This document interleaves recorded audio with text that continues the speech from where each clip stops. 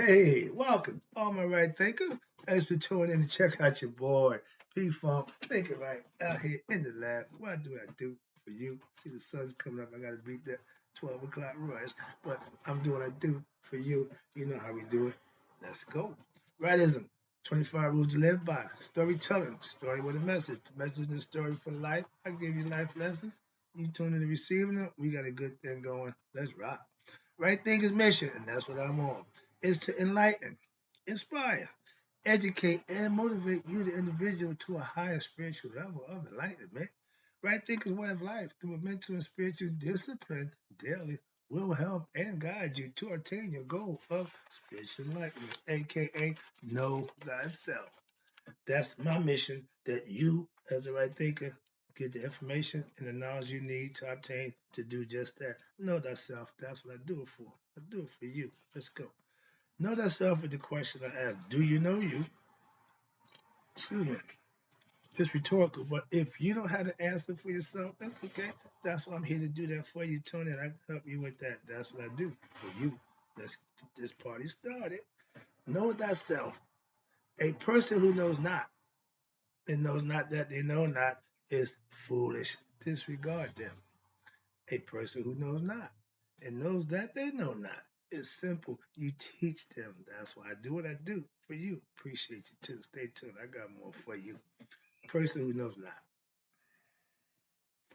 and believes that and think that they know is dangerous. Avoid them. I do. A person who knows but knows not that they know is spiritually asleep. I'm the spiritual alarm clock here to wake you up with knowledge of self. A person who knows and knows that they know is wise. Follow them. All these persons reside in you. Right thinkers, know thyself.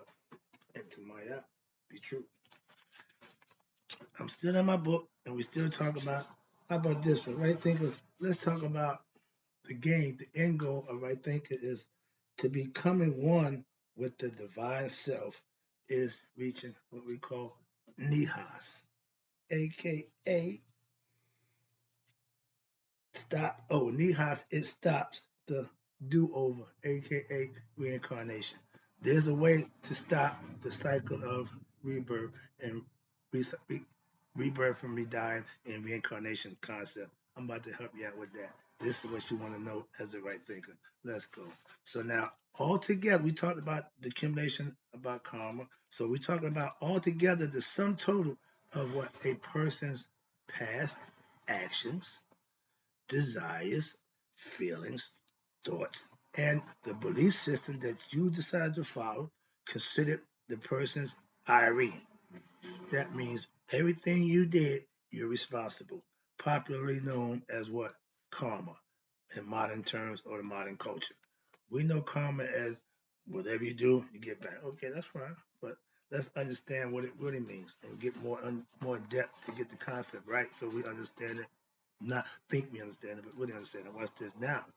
First, a person must become what? If you're a right thinker, this is stuff that you need to take heed to. Virtuous. Why? Because this purifies a person's actions. If you're virtuous, that means you're going to do the right thing. Okay. If you're lost in this, you're looking to get over. You're looking to get something for nothing. Virtue is doing the right thing. And you do that by the person's actions. And thus, watch this, their IRE, karmic basis, negative IRE leads to negative situations. That's it again. But also to what? Mental dullness. And it is also hard to understand the teachings when the mind is what? Dull and state full of what? Base thoughts, nonsensical things, desires, and feelings. This is what? The opposition to recap, which is to gain knowledge and understanding. You doing the opposite, and watch this. It may be referred to as, here we go, my boy, there he is, inset. Ego is running the show. When you're doing all those things, those are egotistic qualities. And watch this. When inset, that means your mind is, listen, is your mind is afflicted, by what? Fetters, upset. Your ego causing your demise. A lot of us don't have a clue about that. Keep doing the same thing, negative, sneaky, deceitful stuff, and wonder why they lucky and change it. We was drug dealers, family business. Yeah, and our motto was, "If it wasn't for bad luck, we had no luck at all." I get it now. You can't look for good luck in what we was doing. So at the time, I didn't understand it. Again, see, that's what living and gaining wisdom and knowledge is all about. You're supposed to get better when you know the things that you did wrong. You can correct them. What? Stop doing them. The guy went to the doc, said, "Doc, every time I do that," the doc said, "Don't do that. You're cured." Moving on. There is much, watch this, much mental agitation and suffering when you are ignorant of your higher self. You doing it to yourself. Watch this. And the positive, here you go, right thinkers, when you have positive karmic basis, that allows what? Harmonious surroundings and birth into what? A family of spiritually minded people, as well as at the company of what? Sage, but most importantly, the clarity of your mind to understand the wisdom teachings of right thinking philosophy. If the soul is judged, here you go, to be pure, that means you pass the test of Maya. It will be what? Led to, it will not, I'm going to say, wait, that can't be right. If it passes the purity, preference of Maya, what happened? It will not be led to which is what? Reincarnation. Anything with the U in front of it, not good. Okay? So, but to the inner shrine, where is what? It meets its own higher self. In essence, God. We call it, when you reach that level, you become a Sar mark. Once you cross over, you become God. Okay. God Asar, which is what? When the soul, you become God, whatever your name is, when you what? When you meet Asar, your supreme being. This meeting, watch this, ends any future possibilities of what? Ankh, reincarnation. You have stopped the cycle of coming back reincarnated. It means becoming what? Listen, becoming one with the divine self. That's what knowing thyself is. That's what reaching that Nehast is all about. To know that for yourself, you're covered. Why? Because you know yourself. So when the body dies, the spirit goes home. Why? It has knowledge of itself. It knows who it is. Keep driving that point home. Okay, watch this. So, Ari, which is karma, is not your destiny, but it's an accumulated unconscious impressions from your desires, thoughts, and feelings of what? The past, the present, and the previous lives. And not a set, what? Destiny. That means you can correct. I got a chance to correct. You didn't. Simple as that. A person, here we go, can change their IRE by what? Their present actions. I'm still working off, I know, that bad stuff. I'm trying to get it out of my system. I'm still a victim of my actions from back then. They still come back and bite me every now and then. I had to just accept it and realize this is some of my back. Okay, so moving on. But you, the individual, is always what? Responsible for what? The present by what? Actions they perform when previously, which led them what? To this place there are today. Which right now, everything, my whole life accumulated right there to get me where I am now. Okay? But when you're on a journey, you don't know that. You're just on a journey. Okay. Now, external factors can affect one's life, but one is still in control ultimately of what? Of the response to those externalities. If adverse situation come up, you got the right to handle it any way you want. Some people freak out, some people understand and they deal with it. So for those externalities of life, other people, circumstances, etc. However, the present is not set. Otherwise, what? People could not change and they would be destined to what? Suffer or be unhappy based on some previous comic joke and that's their destiny would be out of what? Their control. You are in control of your destiny. Okay, they said, and you are in control. It is not like that. Why? God has provided, listen, free will. And with it, each person can have a glorious life full of wisdom and prosperity, or a life of strife, suffering, and frustration. Based on what? Based on their egoism and their egoistic desires and their actions that they choose. It don't get no clearer than that. You're responsible.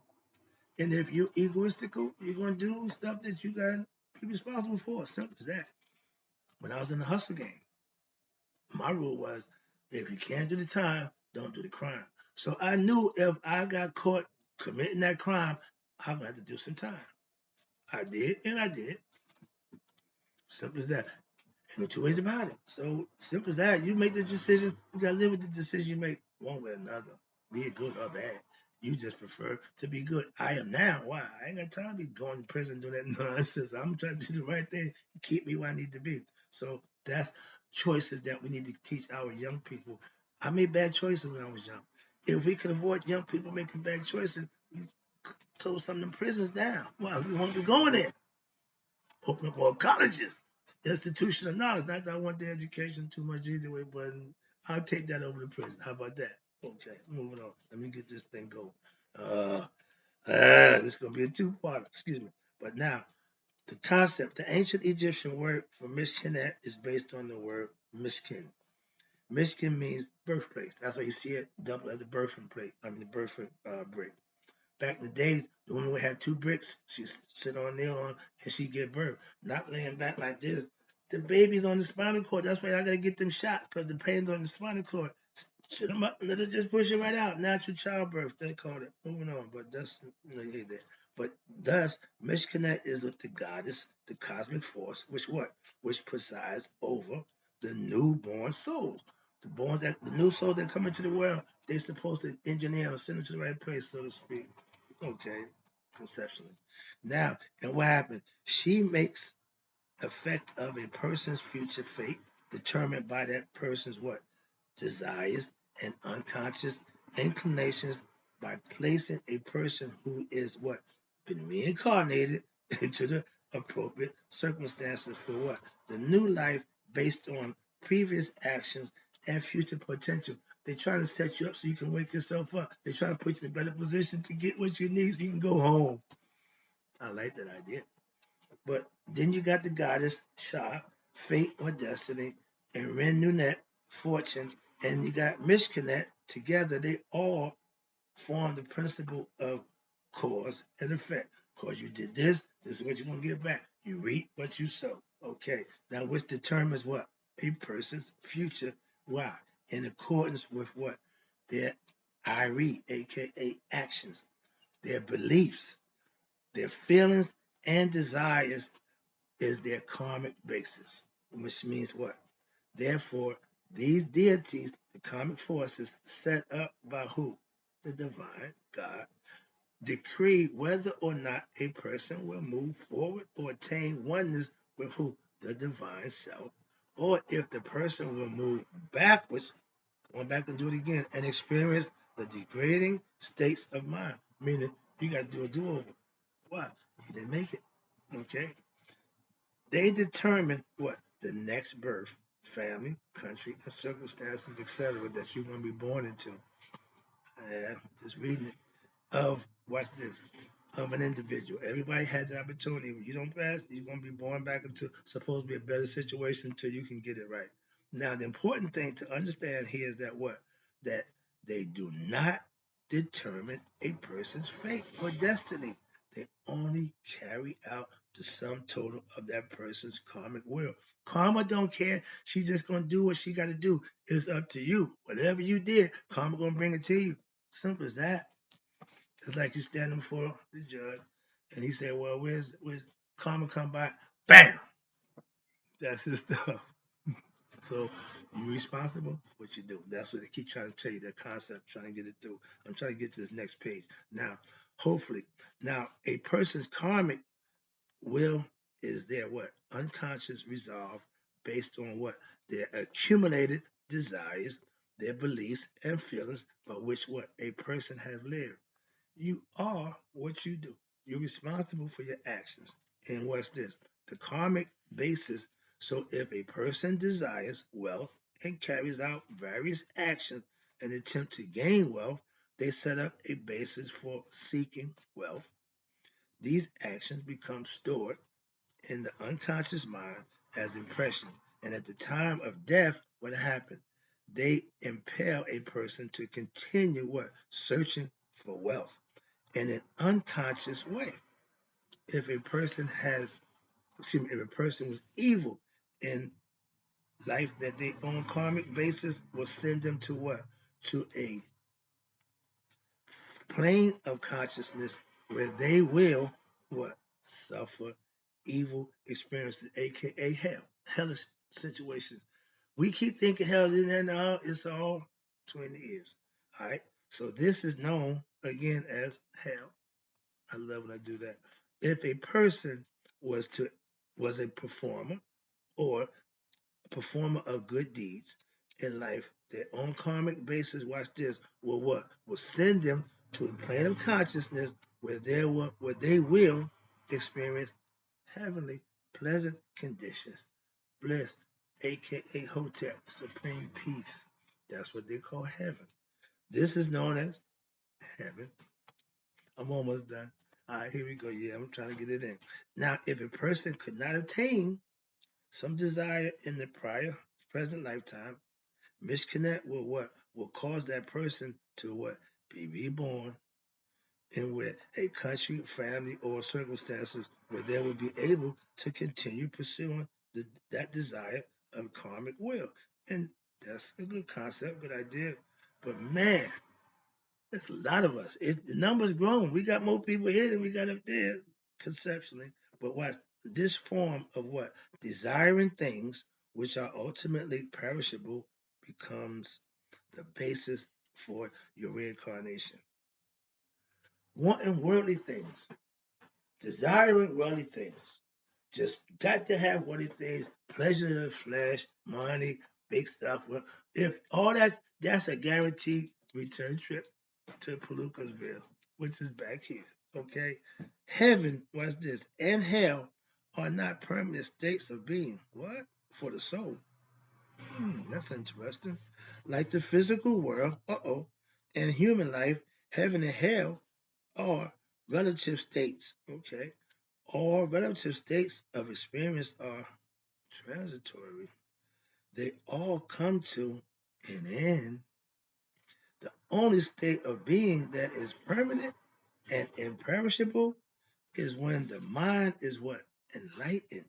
And the entire internal, and the eternal divine self is discovered, aka know thyself. That's the goal. And now, this is what? Because all desires and your entire karmic basis what? Dissolves.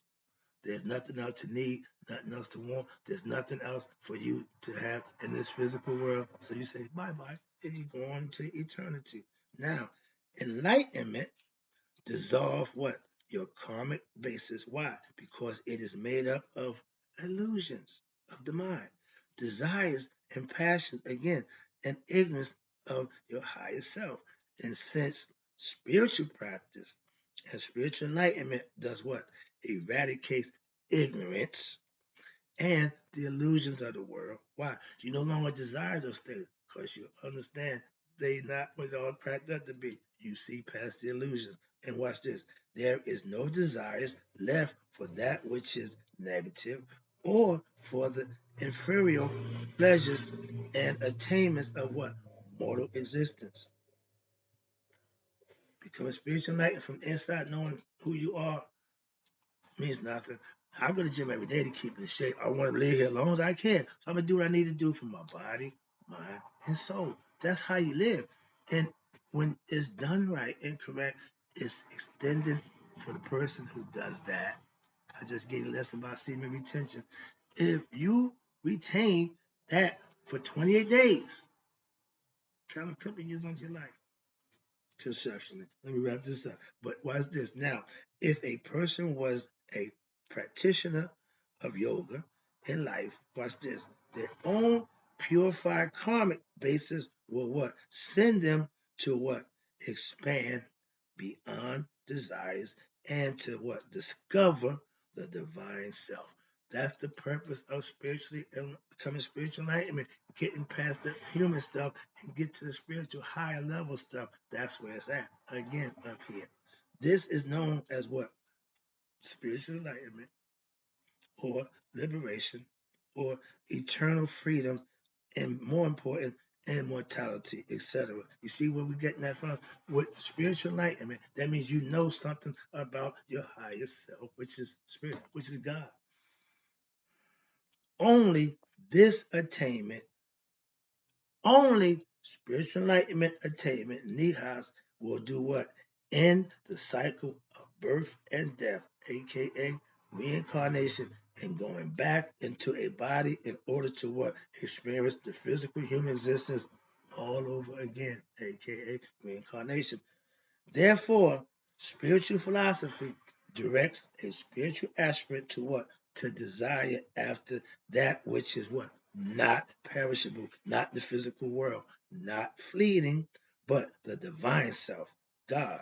So it is, trust me, it's important to understand with knowledge and understanding that you as a person control his or her own fate by how? By controlling their desires, your thoughts, and your feelings while in the physical body.